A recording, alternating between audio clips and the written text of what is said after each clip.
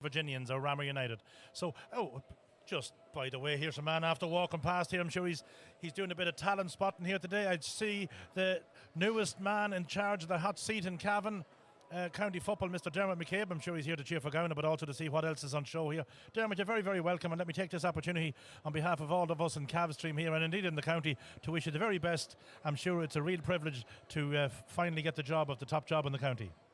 Thanks, Paddy. Yeah, I'm delighted. I was fortunate enough to play with Cavan for 14 or 15 years, and now to get the opportunity to manage the team is a huge honour, and I'm just delighted to get that opportunity, and it's a huge honour for me and for my family.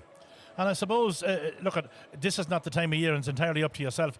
An awful lot of managers, we know that you have Fintan Riley on board.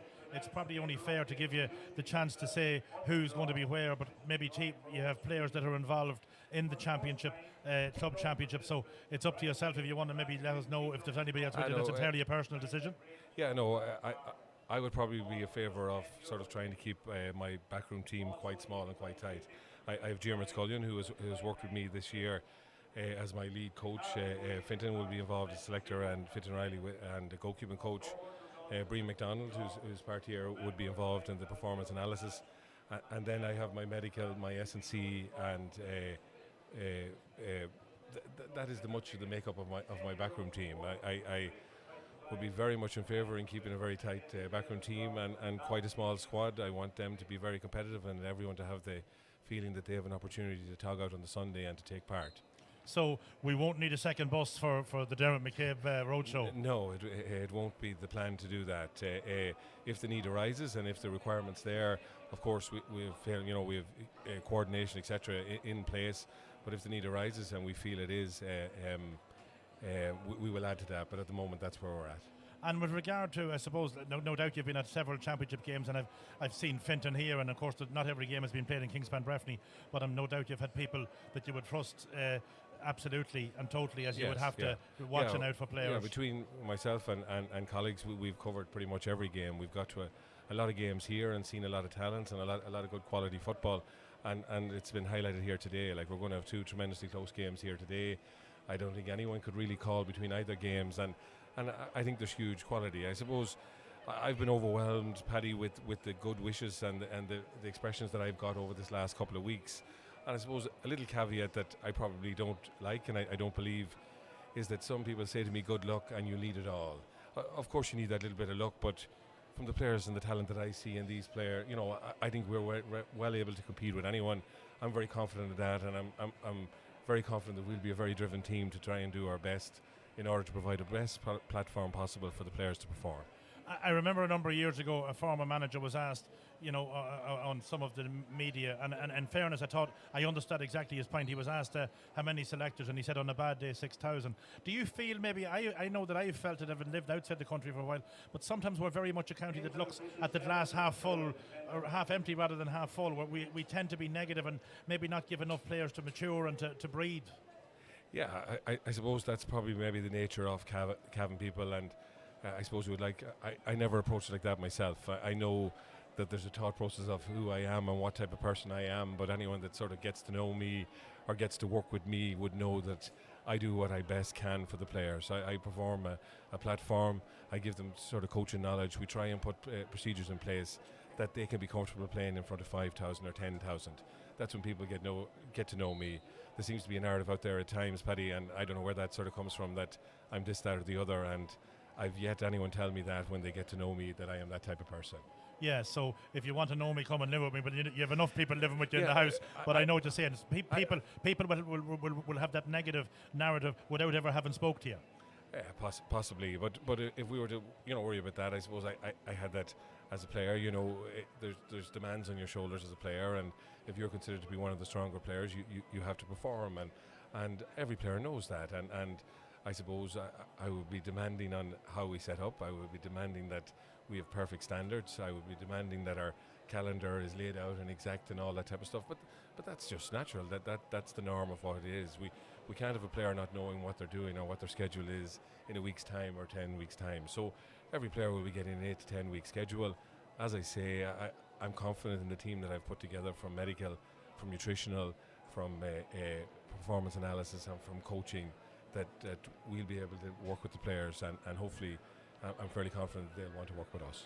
Well, one thing, Dermot, that I would imagine is probably outside your control, but if the county board are doing, I would imagine doing the thing, somewhat right, I suppose that every county board does their best, and we're all saying that. But I would imagine that maybe you will be consulted, maybe you won't. Again, I'm only the average supporter, talking as the average Joe. But one thing that I do feel is that we have to have a very good marriage between the 20 setup and the senior setup, because they are, they're linked so closely, especially nowadays in the modern game. So hopefully that will be the case. Yeah, I was fortunate enough to come straight out of minor to play senior football first before I played under 21. It is my solid belief that if you're good enough, you're old enough. And it's imperative that there's a strong link between us and the under 20s. It will be my expectation that a number of under 20s will do the pre-season with us in order to get them exposure to senior intercounty, to be marking senior intercounty players. They can only improve and be better. So it's essential that there's a strong communication between the under 20s and the seniors. If people aren't looking at it like that, the main aim of any underage structure is to improve players and provide players. Of course, you want to be competitive and you want to compete at any of them games and want to win them, of which we will be trying to do. But in order to have the footballer and have them measured, load managed, etc., for when they're 20, 22 years of age, has to be the ultimate goal. That has to be. I feel strongly about that. I mean, I think everybody feels that that has to be a happy marriage and a good marriage. Now, obviously, people talk about youth, and you played coming straight out of minor. I still refer back to in the early 60s, Jim McDonald was the captain of the Cavan team, and he won an Ulster medal with 3 of his students. 3 18-year-olds in Stafford Pritchard and Ramey Carlin. So it is possible to do. I would imagine then, by converse to your own rule, if you're old enough, you're good enough. I would imagine that if you're good enough, you're not too old. Yeah, there seems to be. I've spoke to some players, and I think that's fairly well reported. And a few players have spoke to me, and it's so disappointing for players that have given so much to Cavan, have been excellent to Cavan, are sort of wondering, are they too old? Are they doing wrong? And that's the vibe that they have been given. And they are tremendous players, and still are tremendous players. And I'm very confident that they'll offer huge to Cavan in 2026. And we just need to make sure that load, the demands on them players is there. So the first thing that I had to do was convince them players that I expect and I anticipate that you'll offer huge to Cavan in 2026. And I have no doubt about that. And also, no doubt, when you came through as both with your club and your county, there were players there in their mid to late 20s that you would have learned from and that would have, obviously brought you on. It's the perfect blend. When I came in at 18 or 19 years in the county panel, to be in a dressing room alongside the Bernard Morris, the Stephen Kings, the Damien Rileys, the Finlay Cals, to get exposed to that was massive for me. And I would like to think that if you were to speak to them, that they would say a bunch of young lads that came in, Peter Riley, Larry Riley, myself, Jason Riley, was a boost to them, and that would be my philosophy and my thoughts. And after today, well, barring draw games, after today we'll have 6 games left in 3 championship finals. And I would know that because of the way you operate, I would imagine that playing junior or intermediate or senior club football is not, if you think they're good enough, that's also something that's probably in your locker as regards to the standards. Definitely. I'm not going to be naming any players here, but there's been some players that are definitely worthy of viewing and based on their performances. And we have to try and not that's one day out or one trial game, because it'll be their first exposure perhaps to county training. So we will try and do that over a balanced time to give them the best opportunity over a number of weeks to look at that. And hopefully that they can step up, and hopefully there's a gem out there that hasn't been involved in the past. And I would also imagine, if you're coming especially from a lesser standard, and that's the reality of playing at the lower level, that a player has to be prepared maybe that they might have to give 6 months or a year just to get themselves to the level that when they're ready to make the breakthrough, that, like you said, you will have patience with players, but they are going to have to show the willingness to learn. Yeah, then they may have a slightly longer haul to do in order to prep for that. But I think probably the player of nowadays is probably different than the players of our days, in that maybe we might take a month off or take 2 months off. So I don't think that's really happening nowadays, whether it's they want to look good in the white t-shirt or whatever. A lot of players are in good shape. It's just to make sure they're in the appropriate shape for intercounty football. And tell me this, Dermot, now we're going to ask you to make the call on the Kingscourt game. The Stars will be taking on Rammer. How do you see that one going? Look, to be honest, I think both games are going to be very, very close today. And sometimes everyone perhaps talks about the leading players on each team and them 4 against them 4. But in the past, sometimes it's been someone from the other 10 that might step up and do something exceptional. I know on 1 or 2 days we played in the semi-final, and people that weren't on the list that maybe do it scored 1-2 for us, or won those couple of critical kickouts and got us back into the game. So what could be essential is maybe, yes, everyone has their 4 good players and their 5 good players, but someone from that other 10 might step up, and that'll be the difference. It could be a breaking ball. I hope the new rules and breaches and all that type of stuff doesn't come into conversations after the game. But it's so difficult for officials, and I've been saying this all year, to monitor all of these things.